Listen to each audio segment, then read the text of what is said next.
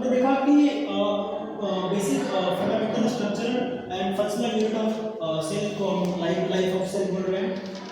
Discovery हमने देखा cell का, हमने डिस्कवरी तक हमने देखा कि टर्म प्रोटोप्लाज्म किसने दिया और प्रोटोप्लाज्म की खोज किसने की। आगे आती है सेल थ्योरी। अब सेल थ्योरी चीज क्या है? सेल थ्योरी चीज ये है कि दो साइंटिस्ट थे, मैथ्यूस सेल्डर एंड रेनॉल्ड्स। मैथ्यूस सेल्डर क्या कर रहे थे? प्लांट्स को रिसर्च कर रहे थे। इसको मैं बच्चों को याद रखने के लिए बोलता हूँ, सेल्डर मतलब जो प्लांट सेल है उसका जो आउटर जो एक शेल टाइप का हो रहा है, वो कहाँ पे हो रहा है? सिर्फ प्लांट सेल पे हो रहा है। मतलब ये हमारा क्या है? प्लाज्मा मेम्ब्रेन है, और ये हमारा एनिमल सेल देखिए जिसमें प्लाज्मा मेम्ब्रेन है। प्लाज्मा मेम्ब्रेन के बाद कोई भी स्ट्रक्चर नहीं है, कोई भी मेम्ब्रेन नहीं है। तो मेम्ब्रेन किसके बाहर है? प्लाज्मा मेम्ब्रेन के किसके बाहर है? तो प्लांट सेल में है। तो शेल मतलब एक आउटर कवरिंग, एक आउटर लेयर। तो शेल मतलब प्लांट सेल, और शेल मतलब मैथ्यूस सेल्डर मतलब जो प्लांट्स पे रिसर्च कर रहे थे, जो प्लांट पे रिसर्च कर रहे थे, जो बॉटनिस्ट है वो बॉटनी पढ़ रहे थे। दूसरे आते हैं स्वान साहब ये बॉटनिस्ट है और ये क्या है? जूलॉजिस्ट है। तो दोनों तो अलग अलग फील्ड के थे, लेकिन इनका जो कंक्लूजन निकला वो एक निकला कि कोई भी ऑर्गेनिज्म है उसका पूरा का पूरा जो ऑर्गेनिज्म है वो किससे बना हुआ होगा? वो बना हुआ होगा सेल से। ये सेल से बना हुआ होगा, और जो बेसिक यूनिट है किसी भी ऑर्गेनिज्म की वो क्या है? सेल है।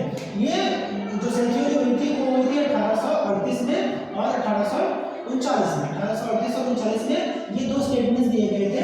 लेकिन इन्होंने जो कहा था कि जो बेसिक यूनिट है वो सेल है, तो लोगों ने सवाल किया कि जो बेसिक यूनिट आप बार-बार सेल कह रहे हैं, वो जो सेल है फर्स्ट सेल किसी भी ऑर्गेनिज्म का कहाँ से आएगा? वो सवाल, उस सवाल का आंसर ये नहीं दे पाए।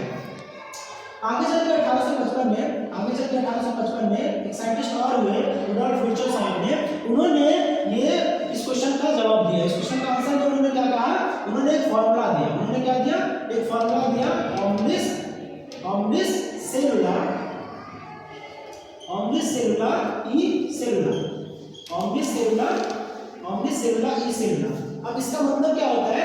उन्होंने कहा कि omnis cellula e cellula any cell is arising from pre-existing cell। मतलब कि कोई भी जो एक सेल बन रहा है वो किसी पहले सेल से बन रहा होगा।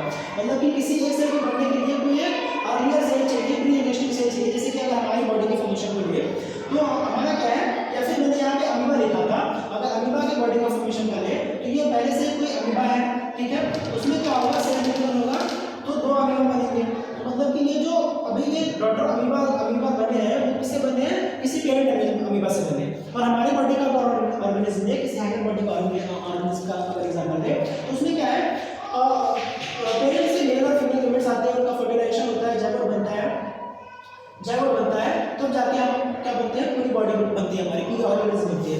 तो रुडोल्फ विर्चोव साहब के अनुसार क्या था? omnis cellula e cellula मतलब प्री एक्जिस्टिंग सेल से ही कोई सेल बन पाएगा, अदरवाइज सेल नहीं बन पाएगा। तो ये स्टूडेंट्स हमारा बेसिक इंट्रोडक्शन क्लास कह सकते हो सेल को लेकर था, जिसमें हमने देखा कि सेल है क्या, सेल को डिस्कवर किया गया, किसने किया, न्यूक्लियस क्या है उसकी डिस्कवरी किसने की, प्रोटोप्लाज्म क्या है उसकी डिस्कवरी किसने की, और उस टर्म को किसने दिया, कब दिया। डेट्स एंड साइंटिस्ट के नाम पे देखिए। सेल थ्योरी देखा, सेल थ्योरी क्या है?